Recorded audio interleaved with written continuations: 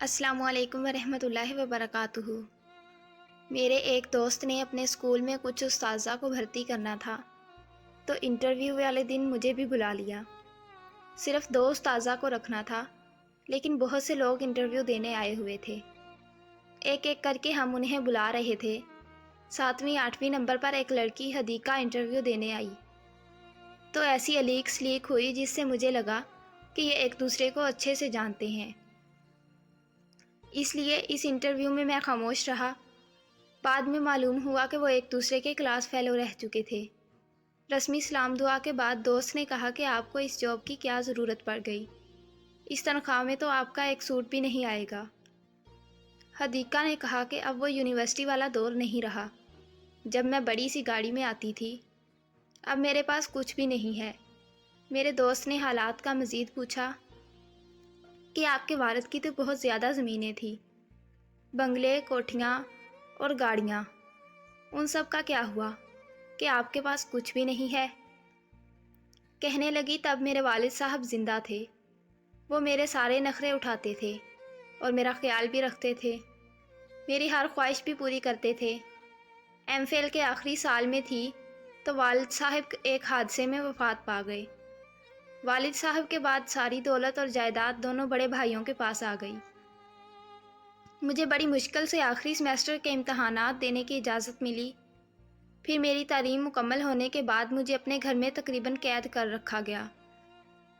وہاں ہر سہولت میسر تھی لیکن نہ باہر نکل سکتی تھی، نہ کسی سے بات چیت کی اجازت تھی۔ والدہ صاحبہ کو میری حالت پر ترس آتا تھا لیکن انہیں بھی یہ تھا کہ جائیداد صرف بیٹوں کو ہی ملنی چاہیے۔ کئی بار میرے بھائیوں نے مجھے والد صاحب کی وراثت سے محروم کرنے کے لیے کاغذات پر دستخط کروانے کی کوشش کی لیکن میں نے ہر بار انکار کیا۔ اس پر مجھے تشدد کا بھی نشانہ بنایا گیا۔ اسی طرح کئی سال گزرے، میری عمر ڈھلنے لگی، والدہ صاحبہ بھی وفات پا گئی تو میری ہمت بھی جواب دے گئی۔ مجھے اس گھر سے اب وحشت ہونے لگی تھی۔ بالآخر میں نے ہار مان لی اور ساری وراثت سے دستبردار ہو گئی۔ کچھ عرصے بعد ایک غریب رشتہ دار کے ساتھ میری شادی کر کے مجھے اپنی آبائی حویلی سے بھی نکال دیا گیا۔ غریب شخص کا انتخاب اس لیے کیا گیا تاکہ میرے پاس کبھی اتنے پیسے نہ ہوں کہ میں ان کے خلاف کوئی مقدمہ کر سکوں، لیکن میں نے اپنا مقدمہ اب یہاں کسی عدالت میں نہیں لڑنا، نہ ہی مجھے میری زندگی میں انصاف مل سکتا ہے۔ ہاں، ایک عدالت آخرت میں ہونی ہے، اس میں اللہ میاں سے یہ ضرور کہوں گی کہ جیسے ان دونوں نے مجھے میرے حق سے محروم رکھا ہے، انہیں اپنی رحمت سے محروم رکھ۔ حدیقہ خاموش ہوئی تو کافی دیر تک خاموشی چھائی رہی، شاید کسی میں کچھ کہنے سننے کی ہمت بھی نہیں رہی تھی۔ سب بس بمشکل آنسو ضبط کیے بیٹھے تھے۔ چند لمحے بعد میرے دوست نے کہا کہ آپ کا ایک بھائی تو خاصا مذہبی تھا اور چھوٹا لبرل تھا، جس سے اکثر یونیورسٹی میں اس موضوع پر بحث بھی ہو جایا کرتی تھی۔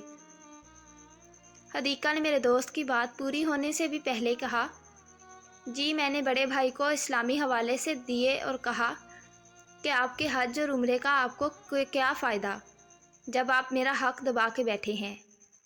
چھوٹے لبرل بھائی نے کہا کہ آپ خواتین کے حقوق کے علم بردار ہیں لیکن اپنی بہن کو اس کا جائز حق دینے کے حق میں بھی نہیں۔ آپ کے لبرلزم میں تو میرا 3 حصہ بنتا ہے جبکہ آپ مجھے 5واں حصہ بھی دینے کو تیار نہیں۔ لیکن اس جائیداد معاملے میں مذہبی ہوں یا لبرل، سارے مرد ایک جیسے ہیں۔ خواتین کو جائیداد میں حصہ دیتے سب کو موت پڑتی ہے۔ پتہ نہیں کتنی حدائقیں اپنے ہی بھائیوں کی لالچ کی وجہ سے اپنے حق سے محروم رہتی ہیں۔ کیا کوئی بھی شخص مال دولت کو اپنے ساتھ قبر میں لے گیا ہے؟ پتہ نہیں لوگ یہ کیسے کر لیتے ہیں کہ جان چھڑکنے والی بہنوں کو بھی ان کے جائز حق سے محروم کر کے ناخوش رہتے ہیں۔ ایسے لوگ خود کو عذاب قبر اور جہنم سے کیسے بچائیں گے؟ اگر آپ کو آج کی ویڈیو اچھی لگی ہو تو ویڈیو کو لائک کر دیں اور میرے چینل کو سبسکرائب اور شیئر کر دیں۔ ملتے ہیں ایک نئی ویڈیو میں، تب تک کے لیے اللہ حافظ۔